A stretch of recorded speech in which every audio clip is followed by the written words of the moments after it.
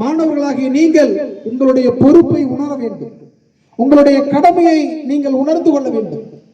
மாணவர்களே, உங்களுக்கு ஒன்றை சொல்லிக் கொள்கிறேன். ஆந்திரா மாநிலத்தில் இன்று சுகாதார செயலாளர், குடும்ப நலத்துறை செயலாளர் தமிழ்நாட்டை சார்ந்தவர். அவருடைய பெயர் வீரபாண்டியன் என்று பெயர்.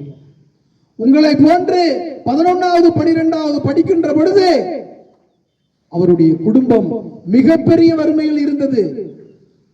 அவர் என்ன செய்தார் தெரியுமா?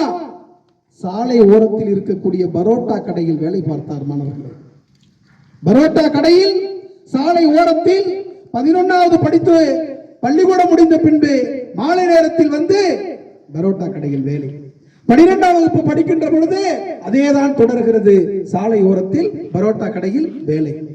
தந்தை SR கணேசன், அவருடைய சூழல் தலையில் பாத்திரங்களை சுமந்து கொண்டு ஊர் கிராமங்கள் தோறும் வீதி வீதியாக வீட்டிற்கு சென்று பாத்திரம் விற்கக்கூடிய வியாபாரி. அவருடைய தாய் பெருமாளக்கா என்று பெயர், மதுரையை சார்ந்தவர். அம்மா பெருமாளக்கா தனியார் மருத்துவமனையில் கடைநிலை பணியாளர்.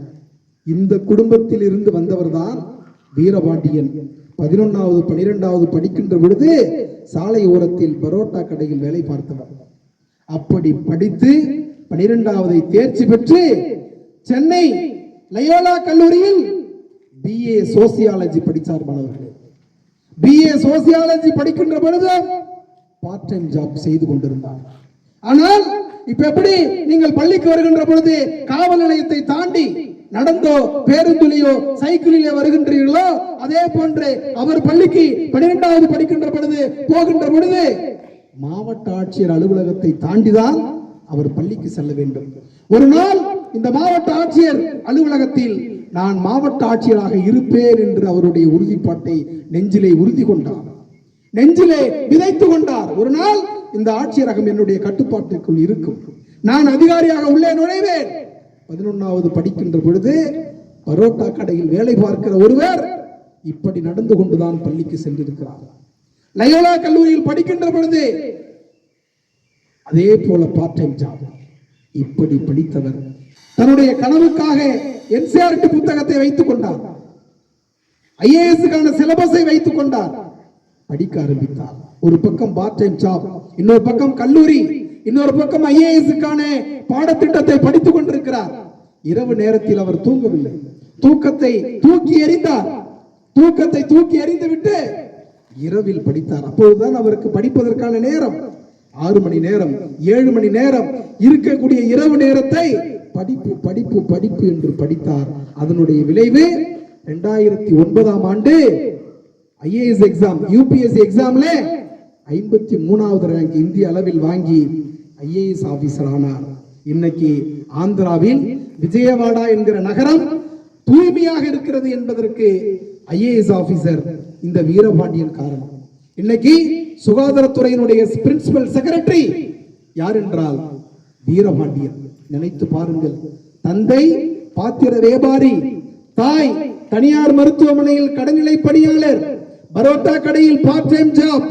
இந்த நிலையில் ஒருவர் குறிக்கோளை தீர்மானித்துக் கொள்கிறார், இந்த அலுவலகம் என்னுடைய கட்டுப்பாட்டிற்குள் வரும், இந்த அலுவலகத்திற்கு உயர் அதிகாரியாக நான் போவேன் என்று உறுதிப்படுத்திக் கொள்கிறார். மாணவர்களாகிய நீங்கள் இதைத்தான் அவருடைய வாழ்வியல் பாடத்திலிருந்து புரிந்து கொள்ள வேண்டும். அந்த வறுமை உங்களுக்கு இருக்க வாய்ப்பே கிடையாது. ஏனெனில் பரோட்டா கடையில் போய் சாலை ஓரங்களில் வேலை பார்த்து குடும்பத்தை காப்பாற்றக்கூடிய அல்லது நீங்கள் படிப்பதற்கான ஒரு சூழல் இல்லவே இல்லை. நீங்கள் செய்ய வேண்டியது உங்களுக்கான ஒரு கனவினை மனதிலே விதைத்துக் கொள்ளுங்கள். ஒரு நாள் இந்த காவல் நிலையத்தினுடைய இன்ஸ்பெக்டராக நான் வருவேன், ஒரு நாள் மாவட்ட ஆட்சியராக வருவேன், மருத்துவராக வருவேன். இப்படி உங்களுக்குள் கனவினை விதைத்துக் கொள்ள வேண்டும். கல்லூரி பேராசிரியராக வருவேன் என்று கனவினை விதைத்துக் கொள்ள வேண்டும். விதைக்கப்பட்ட கனவுக்கு நாள்தோறும் உயிரூட்டம் செய்வதற்கு நீங்கள் உழைப்பை போட்டுக்கொண்டே இருக்க வேண்டும், உங்களுடைய முயற்சியை போட்டுக்கொண்டே இருக்க வேண்டும். என்றால் படிக்கத்தான் செய்ய வேண்டும், வேற ஒன்றும் கிடையாது. நன்றாக தெரிந்து கொள்ளுங்கள் மாணவர்களே, உங்களுடைய வாழ்க்கையை மாற்றுவது கல்வி மட்டும்தான் மாற்றும், வேற எதுவுமே மாற்றாது. தங்கம் கிலோ கணக்கில் வைத்திருந்தால் உங்களுடைய வாழ்க்கையை மாற்றி விடுமா? நிச்சயமாக மாற்றாது.